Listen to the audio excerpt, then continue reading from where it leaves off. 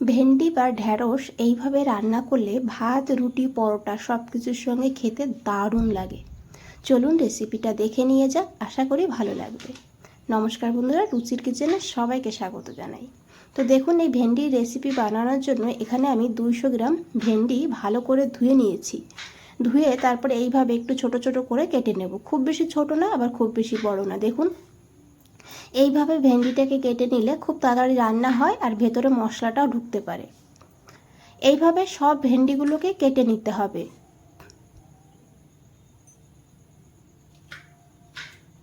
এখানে দেখুন, আমি সব ভেন্ডিগুলোকে কেটে নিয়েছি। আর এদিকে একটা মশলা বানাবো, তার জন্য একটা মিক্সচার গ্রাইন্ডার নিয়েছি। এখন এই গ্রাইন্ডারের মধ্যে নিয়েছি 1 চামচ কালো সর্ষে, এরই সঙ্গে 1 চামচ সাদা বা হলুদ সর্ষে, তবে আপনারা চাইলে শুধু কালো সর্ষে দিয়েও রান্নাটা করতে পারেন। অল্প করে লবণ দিয়ে প্রথমে শুকনো অবস্থায় এটাকে গুঁড়ো করে নিয়েছি, দেখুন এইভাবে, যেহেতু মশলার পরিমাণ কম সেই কারণে। তারপরে দিয়েছি 2টো কাঁচা লঙ্কা, তবে ঝালের পরিমাণ আপনারা আপনাদের প্রয়োজন মতন নেবেন। অল্প করে একটু আদা দিয়েছি, খুব বেশি আদা দিতে হবে না, অল্প দিলেই হবে। 6-7 কোয়া রসুন দিয়েছি, রসুনটা একটু বেশি দিতে হবে। তারপরে একটু জল দিয়ে মশলাটাকে একদম মিহি করে পেস্ট করতে হবে। দেখুন বন্ধুরা, এইভাবে মশলাটা যত ভালো করে বেটে নেবেন রান্নার স্বাদটা ততই ভালো হবে। এদিকে একটা কড়াইতে দিয়েছি 2 চামচ সর্ষের তেল। রান্নাটা আমি সর্ষের তেলে করেছি, সর্ষের তেলেই করবেন, এতে স্বাদটা বেশি ভালো হবে। তেলটাকে খুব ভালো করে গরম করে নিতে হবে। তারপরে এখানে সেই কেটে রাখা ভেন্ডিগুলো দিয়ে দিতে হবে। এখন এই ভেন্ডিটাকে 2 মিনিট প্রথমে এইভাবে ভেজে নেব।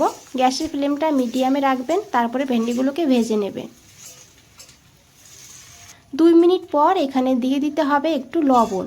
প্রথম দিকে লবণ দিলে তাহলে কিন্তু ভেন্ডিতে নালা ভাব চলে আসে, তাই হালকা একটু ভেজে নিয়ে তারপরে লবণটা দিতে হবে। আর এখানে কিন্তু আমি হলুদ দেব না, হলুদ দিলে ভেন্ডির কালারটা নষ্ট হয়ে যায়। লবণটাকে দিয়ে আবারও 2 মিনিট ভেন্ডিটাকে ভেজে নেব। তো দেখুন বন্ধুরা, এখানে ভেন্ডি ভাজা হয়ে গিয়েছে। এখন ভেন্ডিগুলোকে তুলে নিতে হবে। আর এই কড়াইতে আরও 2 চামচ তেল দিয়েছি। তেলটাকে খুব ভালো করে গরম করে নিতে হবে। তারপরে এখানে দিতে হবে 1/2 চামচ কালো জিরা দিয়েছি। এখানে কাঁচা লঙ্কা, 2টো কাঁচা লঙ্কা দিয়েছি। এখন এই ফোড়নটাকে একটু ভেজে নেব। তারপরে এখানে দেব পেঁয়াজ কুচি। এখানে একটা মিডিয়াম সাইজের পেঁয়াজ এইভাবে ছোট ছোট করে কেটে নিয়েছি। এখন এই পেঁয়াজটাকে ভালো করে ভেজে নেব।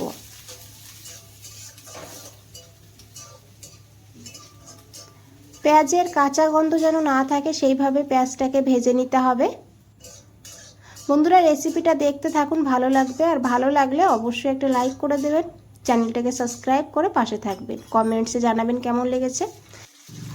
এদিকে পেঁয়াজ ভাজা হয়ে গিয়েছে। এখন দিয়েছি একটা টমেটো এইভাবে কেটে, দিয়েছি পরিমাণ মতন লবণ। এখন খুব ভালো করে 2 মিনিট ভেজে নেব, এতে টমেটোর কাঁচা গন্ধটা চলে যাবে।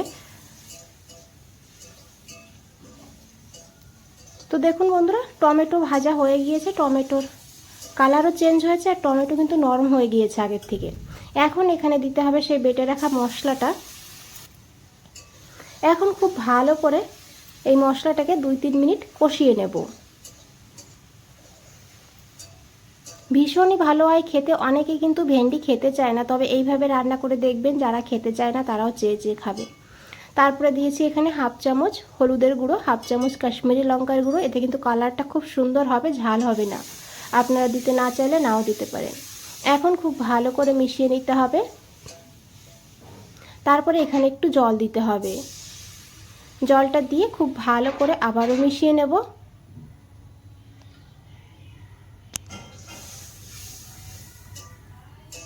রেসিপিটা কে কোথা থেকে দেখছেন অবশ্যই কমেন্টসে জানাবেন।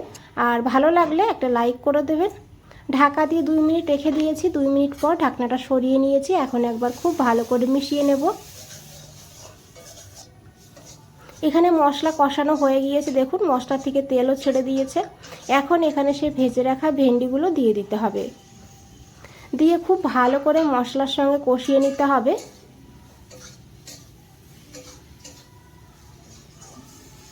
তারপরে এখানে দিতে হবে অল্প করে জল, হালকা গরম জল দিলে ভালো হবে।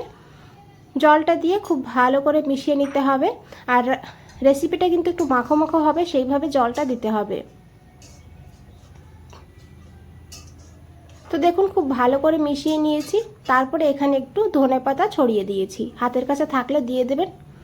তারপর ঢাকা দিয়ে 2-3 মিনিট রান্না করব লো টু হাই ফ্লেমে। তারপরে গ্যাস বন্ধ করে রেখে দেব 2 মিনিট। তো দেখুন আমি এখানে প্রায় 5 মিনিট রান্না করে নিয়েছি, গ্যাসটা বন্ধ করে দিয়েছি। আর দেখতে কতটা লোভনীয় লাগছে, খেতেও কিন্তু দারুণ সুস্বাদু হয়। একবার হলেও বানিয়ে দেখবেন, তারপর আমাকে জানাবেন।